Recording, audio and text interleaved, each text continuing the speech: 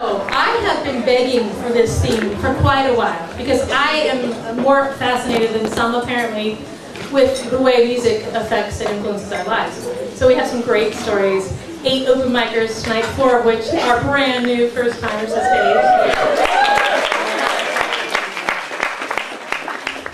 I am going to get the ball rolling for you.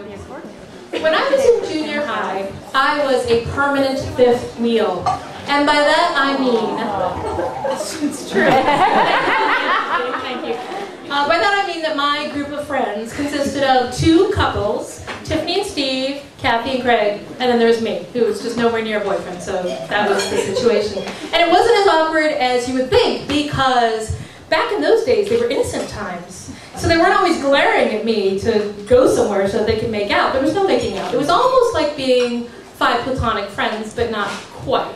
Sort of like the original Friends -1, and none of that hanky-pinky and those weaker, drunken moments. It was just the 5 of us, and I got used to it. Except for when there would be these big social public events, and that was bad. Like the dreaded 7th grade fall school dance. They made me come. I did not want to. They said, oh, it'll be fine. And during the fast songs, it really was, because we were all out there. You know the days where you'd make a circle, and then only, you don't have to panic when it was your turn in the middle of the circle, but all the rest you were good to step. Well, but then the slow songs would come on. And I would see my friends eye each other longingly, look to the dance floor, lie each other, then back at me pathetically. And I'd say, oh, just go on, just let me be fine, you know. And they did go on. But they would look back at me a little guiltily, like they'd left one of their own behind. And so, before the next slow dance, Steve and Craig decided to be real proactive about it. They were going to find someone for me, no matter what it took. And luckily, they didn't have that many friends, but they did strong-arm this one guy, and Steve brought him over, and he said, Stephanie, this is Italo Martin. And I think you two will have a lot in common, you know, because he's the only Native American Indian in our school, and Italo Stephanie is unique in her own way. And then he ran off. It was a little awkward, and Italo said to me, so what did he mean by unique in your own way? And I said, you know, the truth is, I'm not really sure.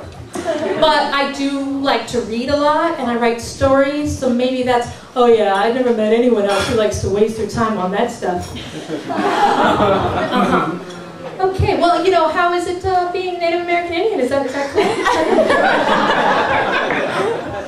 And I kid you not, he actually said this to me, and he got really angry about it. He said, well, since your people stole the land from my people, we were raised on a reservation, which is all that we were thrown, and there are no jobs on reservations, so all my father did was get drunk. Luckily, he started beating up on my mom, so she took us out of there. Well, I just want to clarify that my people were never consulted in any of that, so don't blame me. But he said, look, you know what, I'm supposed to ask you to dance, and the guys will get mad at me if I don't, so do you want to dance or what? Now this was not quite the first slow dance invitation that I had anticipated in my life, but at that point, Donna Summer started to croon. Last chance for romance tonight. And I thought, is it possible that in 7th grade, Italo Martin is my last chance? I hope not, but to play it safe, I said yes. And when we got to the dance floor, it became clear that he was also new to this.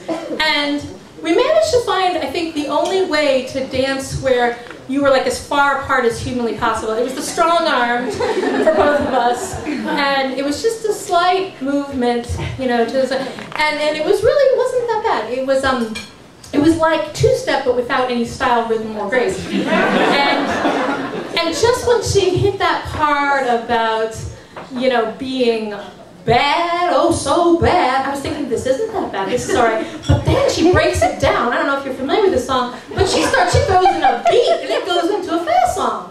Right there, you know, and I don't care, like, you could be the best dancing couple out there, and that transition from slow to fast is really tough. So for us, forget about it, right? He didn't know what to do, neither did I. He did this kind of thing where he just slowly lowered the hands, and he was still kind of holding hands while he step, touch, back and step, touch. And, you know, he was giving me that look like, how long do I have to hold this girl's hand? And when that song hit the last beat, he was gone. He fled from the gymnasium. and I would never see him again, or so I thought, because that winter there was ice skating, and he was there. I don't know if Steve and Craig put him up to it or what. All I know is he was there, and Steve and Craig were elated. We're a sixsome, they said. And they had to physically drag Italo over to me. I kid you not. And if he hadn't been on skates, I think he could have outrun them. But Craig, before the last slow song set, because you have to do couple skate and ice skating, which was the problem, Craig came up to the girl group, and he sat down, and very wily he said, hypothetically speaking, if the three of us were to ask the three of you in the next couple skate to go steady, what would the three of you say? And so we huddled separately.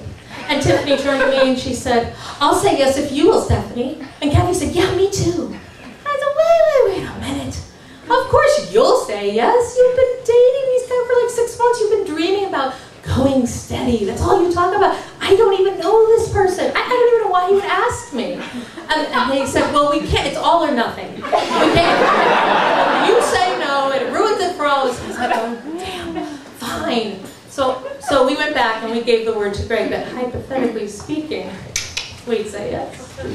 So Greg went back to the guys. And then it was upon us. It was couple skate. And I tried to take it as a sign of encouragement that the first song they played was Last Dance. And it's easier to ice skate too, because there's no question about holding hand. You're just stuck holding the one hand.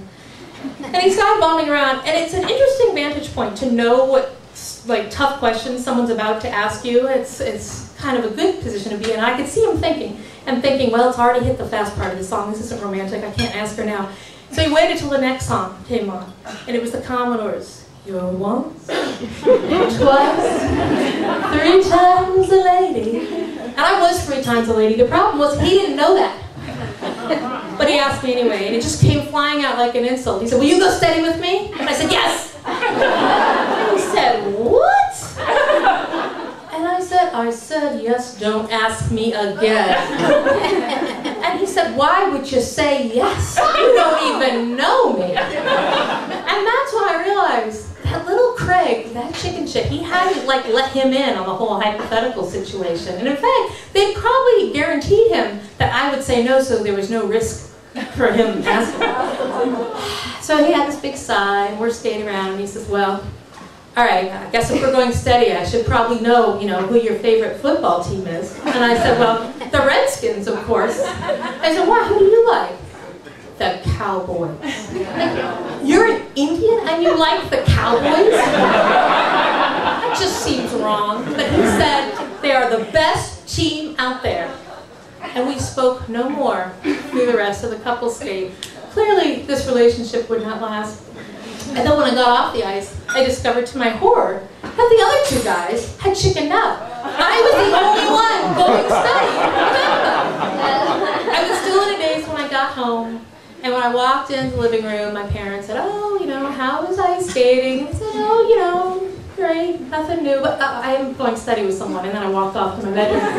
My father was shortly behind me. He said, I'm sorry, did you say you were going steady with someone? Was that one of your weird jokes? Or? I said, no, I'm going steady with someone, yeah. I said, but you're not even dating anyone, as far as we know. I said, well, it's been a slow but passionate thing. And he said, well, what's his name? And in that moment, I blocked on his name. And to my credit,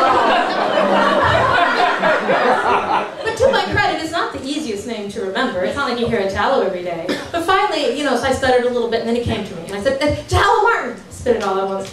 And my dad said, are you sure you don't have the names backward? You sure it's not Martin Italo? It sounds more like a name to me. So, I said no, that was indeed the name. And he said, well, it's late tonight, but we will discuss this tomorrow. And it was 2 days later, on Monday night, that I called Italo, and I told him, I think this isn't going to work. I think we should break up.